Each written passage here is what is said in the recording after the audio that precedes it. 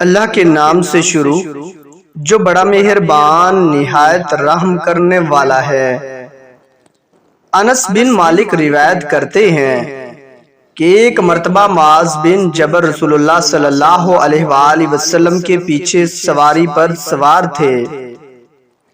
آپ صلی اللہ علیہ وآلہ وسلم نے فرمایا، اے معاذ، میں نے عرض کیا حاضر ہوں یا رسول اللہ۔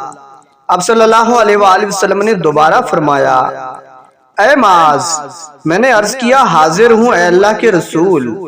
آپ صلی اللہ علیہ وآلہ وسلم نے 3 بار فرمایا، اے معاذ، میں نے عرض کیا حاضر ہوں اے اللہ کے رسول۔ 3 بار ایسا ہوا۔ اس کے بعد آپ صلی اللہ علیہ وآلہ وسلم نے فرمایا کہ جو شخص سچے دل سے اس بات کی گواہی دے کہ اللہ کے سوا کوئی معبود نہیں ہے اور محمد صلی اللہ علیہ وآلہ وسلم اللہ کے سچے رسول ہیں، اللہ تعالیٰ اس کو دوزخ کی آگ پر حرام کر دیتا ہے۔